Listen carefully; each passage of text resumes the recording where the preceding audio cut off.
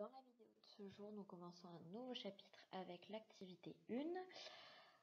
On va commencer par un rappel pour certains et par une découverte peut-être pour d'autres. Donc en premier, je vous demande qu'est-ce que c'est que cet objet. Cet objet, pour ceux qui ne le savent pas, c'est une balance de Roberval. Vous en avez peut-être déjà vu chez vos grands-parents ou chez vous peut-être. C'est un objet qui nous permet de peser des objets. Donc on va mettre des objets à gauche, des objets à droite dont on connaît le poids et ça va nous permettre de déterminer le poids d'un objet qu'on cherche. Donc pour utiliser cette balance, on a aussi besoin de repères de masse. Ces repères de masse, ils vont nous permettre de justement trouver la valeur du poids d'un objet. On va avoir deux positions pour cette balance, une position à gauche où on est en équilibre, c'est-à-dire que sur les deux plateaux, on va avoir la même chose, le même poids, et une position à droite où on a une masse qui est plus lourde à gauche qu'à droite, parce que donc l'aiguille indique un petit peu plus la gauche et surtout le plateau de gauche est plus bas que le plateau de droite. Comment on va se servir de cet outil-là en mathématiques? Cet outil-là en mathématiques, il va être là notamment pour ce qu'on appelle les équations. Mais avant, on va regarder un petit peu la suite de l'activité et ce que je vous demande exactement. Donc, dans cette activité-là, on va avoir trois situations avec une pomme, un smartphone et des consoles de jeu. Et je vais vous poser les questions suivantes. Tout d'abord, déterminer le poids de l'objet pesé. Donc dans chaque situation, déterminer le poids de la pomme, le poids du smartphone et le poids de la console. Puis, en notant X, le poids de l'objet pesé, je vous demande d'écrire une égalité traduisant la situation représentée par la balance. Je vous invite maintenant à faire pause, à réfléchir au moins une dizaine de minutes à cette activité, à essayer de trouver le poids de chacun des objets au moins. Puis, en notant X, le poids de l'objet, à essayer de trouver une égalité qui traduit la situation représentée par la balance. D'accord? Donc, je rappelle, on a le même poids à gauche et à droite parce que l'aiguille est bien située au milieu. Je vous invite maintenant donc à faire pause, à prendre votre cahier de brouillon et à réfléchir à l'activité. Passons maintenant à la correction de cette activité. Donc, je vais commencer par la première situation avec la pomme. Ce qu'on peut voir, c'est que la pomme à laquelle on ajoute 2 grammes va peser 100 plus 50 grammes, donc 150 grammes.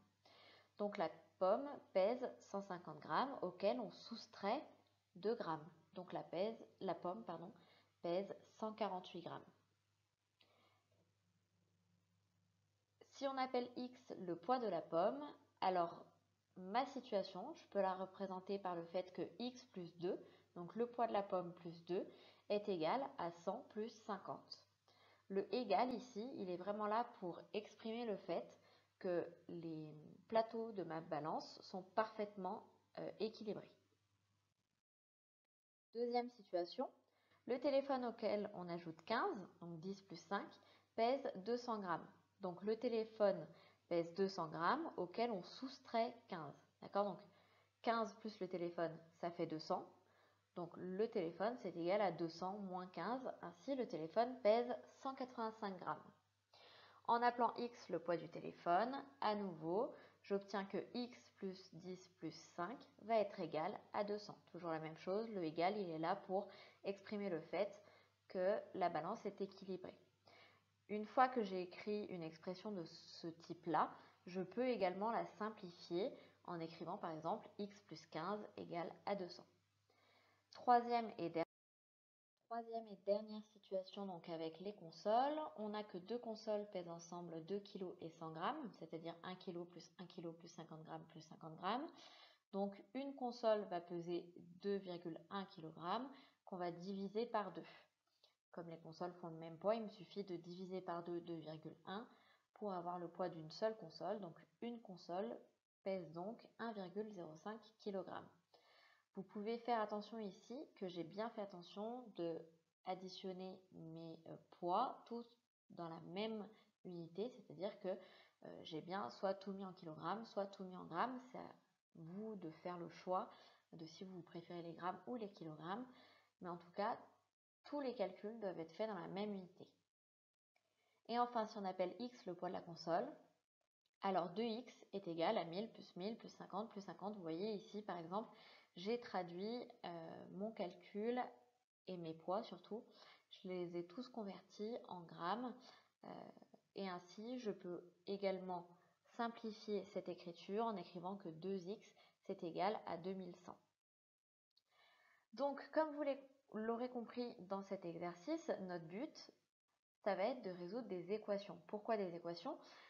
L'expression littérale que j'ai écrite ici avec le signe égal, c'est justement ce qu'on appelle une équation. Et une équation va nous permettre de trouver dans n'importe quel cas, ici le poids d'un objet, mais dans n'importe quel cas, une valeur qu'on recherche.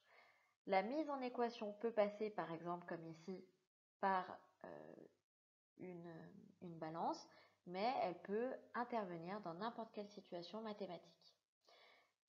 Je vous laisse donc prendre le cahier de leçons, puis marquer chapitre 9, notion d'équation. Et on va commencer par un petit peu de vocabulaire. Donc, on va déjà avoir la définition d'une équation. Donc, une équation, c'est une égalité avec un nombre qui est inconnu. Donc, notre but, ça va être effectivement de trouver ce nombre inconnu. Et trouver la valeur de l'inconnu pour laquelle l'égalité est vraie, c'est résoudre l'équation. Cette valeur est appelée solution de l'équation. Donc, je vais avoir une équation avec une inconnue. Vous allez voir, souvent on l'appelle x, mais en fait on peut l'appeler par n'importe quelle lettre. Et résoudre une équation, c'est trouver la valeur de l'inconnu. La valeur de l'inconnu, elle est donc appelée solution de l'équation. Je vous donne un petit exemple. Par exemple, 4x moins 5 est égal à 7. C'est une équation d'inconnu x. Lorsque x vaut 2, on n'a que 4 fois 2 moins 5 est égal à 3. Donc 2 n'est pas solution de l'équation, parce que ce n'est pas égal à 7. Or, quand x vaut 3, on n'a que 4 fois 3 moins 5, c'est égal à 7. Donc 3 est une solution de l'équation.